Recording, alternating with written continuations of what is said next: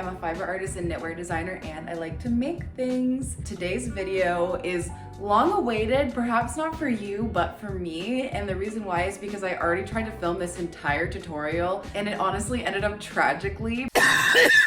But I am back. I finally made time to refilm it, and today we're gonna be making this lovely pullover turtleneck sweater girl. This is the perfect everyday throw-on item. I've been wanting to make this for so long because this is just something I want in my closet, like generally, and I thought, why not make a cute little Sentro knitting machine tutorial about it? So without further ado, let's just get right into the video. So you're gonna need a 48 stitch Sentro knitting machine, a tape measure, stitch markers, acrylic waste yarn, a 4.5 millimeter crochet hook, scissors, a darning needle, and 300 grams of DK weight yarn. I'm using the brushed Surrey alpaca yarn from my shop in the color Midnight. You can use any yarn you want, but I'll link this in the description below. All right guys, so we're gonna start by casting on stitches 3 through 37. So this first panel is gonna be 34 stitches wide.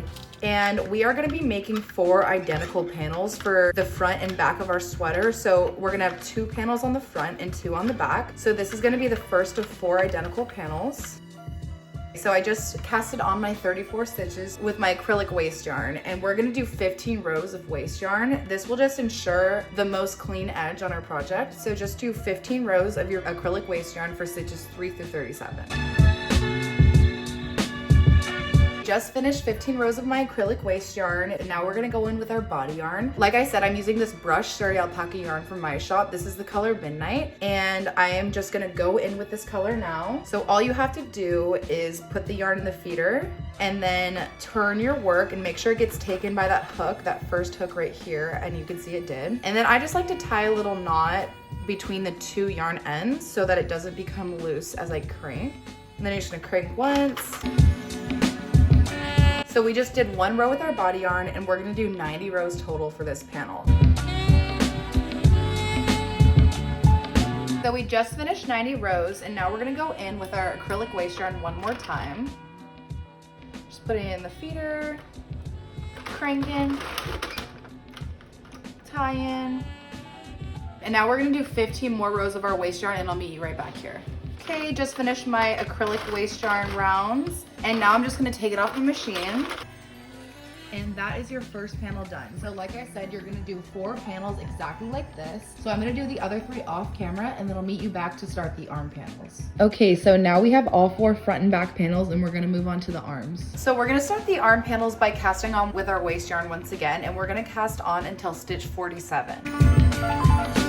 And then for the 47th stitch, you're just gonna wanna make sure it goes under that bump next to it. And then you're gonna put it in your feeder and crank. So now we're gonna do 15 rows of waste yarn once again. And the arm panel, as you now see, is gonna be stitches 3 through 47, which is 47 stitches wide. So I'm gonna do 15 rows of waste yarn, and I'll meet you right back. Just finished my waste yarn. I'm gonna cut it off and go in with my body yarn. So I just did 3 rows of my body yarn, and we're gonna do 115 rows for the arm panels. So I'll meet you back when I've done 115 rows. And just a little pro tip, this yarn does wanna drop a lot more than the other like merino wool yarns that I use. So just keep your eyes on the yarn and keep your tension even. And if you do drop a stitch, it's not the end of the world, you can fix it, but just really keep your eye on it as you use it. Okay, just completed my 115th row, and I'm gonna go back in with my acrylic waste yarn. We're just gonna do 15 more rows of waste yarn, and then we're gonna pop it off.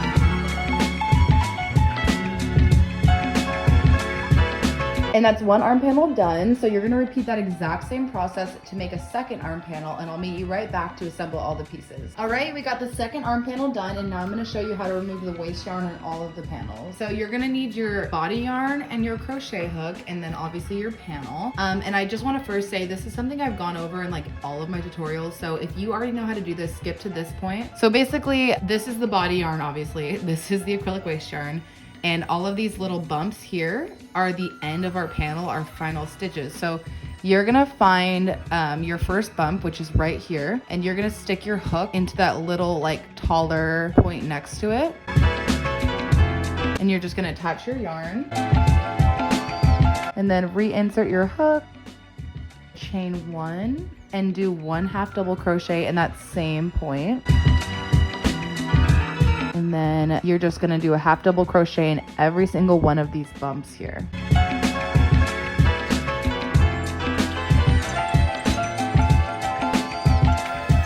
And it's that simple. So you're just gonna do a half double crochet in all of these little bumps, and then I'll meet you right back here.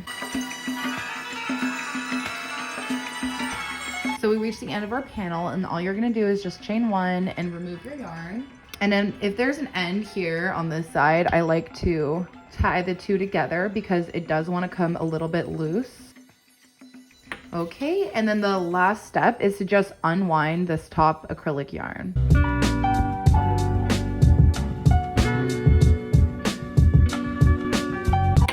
That is it. So that's how you remove your acrylic waste yarn, and you're gonna do that on both the top and bottom of all your panels, and then I'll meet you right back to assemble our pieces. Okay, so after we remove the waste yarn, our first step is to assemble the front and back pieces together. So I have my two front pieces here pinned together, so it'll be like one large panel, and we're just gonna slip stitch right sides together. So I have my two panels right sides together here, and you are just gonna slip stitch just right on the edge of both sides, all the way down the length of the panel.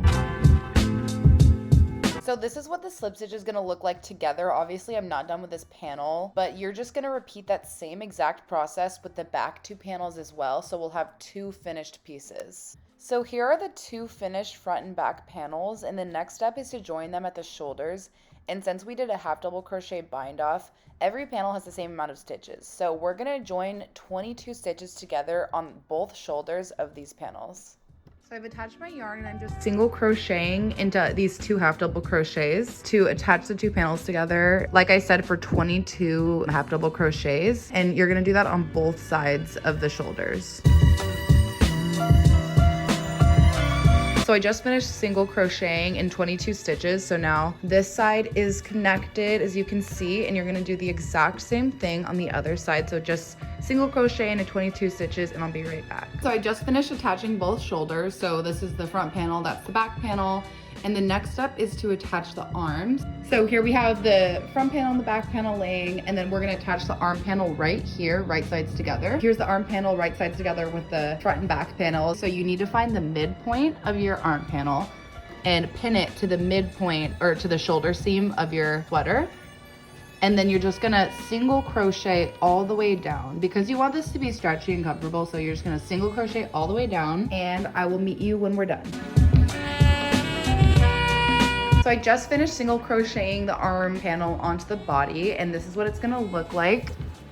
So just like this, and then when you fold it, it's gonna be like a sweater, like so. So just do the exact same thing on the other arm, and then we're gonna sew up the body and then the arm to like finish the sweater. And the last assembly step is to just slip stitch up the body and the arm. I already did this side, so just literally slip stitch all the way down that L shape, and then the sweater will be wearable, and then we're gonna go in with our ribbing. The last step is to do this cutie little ribbing, which is like so perfect with this sleeve. So we're gonna start out by getting our sleeve here with no ribbing, obviously, and attaching our yarn as I've already done. And we're gonna start by doing one round of half double crochets all around the sleeve. This will just create like the points in which we're gonna do our ribbing. And we're just half double crocheting in all of the bind off half double crochets that we did earlier. And then once you get to the end here, you're just gonna stick your hook into the first half double crochet and just do a little slip stitch. So then your round is connected. And then the next step is to chain 11. And then you are going to single crochet into the 10 chains. So you're gonna skip one chain at the beginning and then single crochet into the next 10. So skip this one, and then we're just gonna go in. Okay, just single crochet into 10 chains. And then we're just gonna slip stitch into the next 4 half double crochets here. So this is our starting one. So we're gonna go slip stitch, 1, 2, 3, and 4. And then you're just gonna chain 1 and then turn your work. And then we are just gonna single crochet into the back loops only of our chain.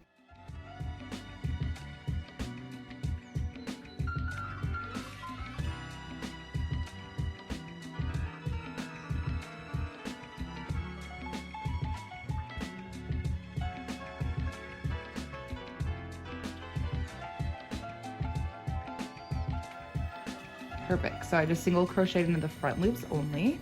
As you can see, it's sort of looking like ribbing already. And I would definitely advise you to count your stitches as you do this. So I was counting like 1, 2, 3, 4, 5, 6, because you can like lose the first or last stitch pretty easily. So make sure you're doing 10 stitches when you do the ribbing. And then once you do that, you're just gonna chain 1 and then single crochet in the, you're gonna single crochet in the back loops only. I said front loops earlier, you're doing back loops only. So now you're gonna single crochet in the back loops only again.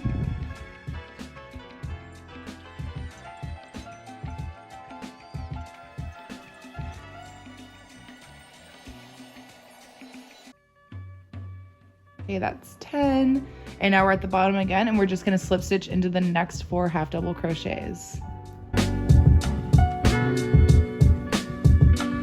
And then chain 1, and then you're just gonna repeat that same exact process back and forth all the way around the cuff. That's how you do ribbing. As you can see, it's already starting, and it creates like this super cinched effect when you skip like all 4 stitches. I'll meet you back when I'm on the other side and show you how to connect the 2 sides. But I do want to just say, typically when you do this style of crochet ribbing, you would just skip 2 stitches, but because this yarn is so thick and it's like a mixture of knit and crochet, I just found that skipping 4 stitches is much better for like having a cinched wrist. And I actually learned the hard way because I did a whole round of ribbing just skipping 2 stitches, and it was like way too big, and this yarn is like impossible to frog, so I had to start over by cutting it off. But yeah, so just follow that same process all the way around, and I'll meet you right back to show you how to connect the 2 sides.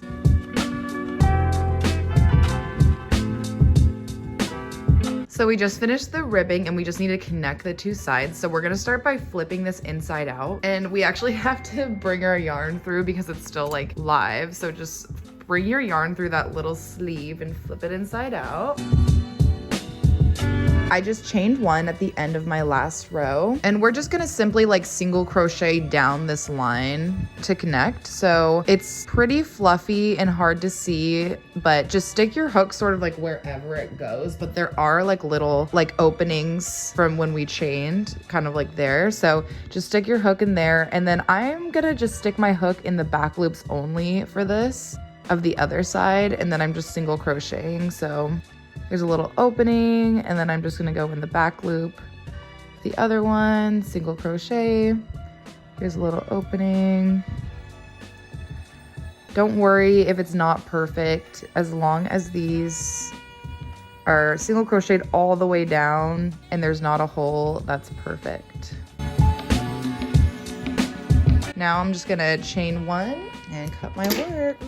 And now we have this beautiful ribbing on both of our sleeves. So obviously you're gonna do the exact same thing on the other sleeve. And now our next step is the bottom hem ribbing. So it's gonna be the same exact process. So we're gonna do 10 single crochet ribbing. The only difference is we're gonna skip 3 half double crochets instead of 4, because this doesn't need to be like that tight as the sleeves really do, because the sleeves really need to fit around your wrist, but the bottom hem can be a little bit looser. So we're just gonna skip 3 half double crochets, and I'll show you how to do that now, but you're gonna start just like with the sleeves with 1 row of half double crochets.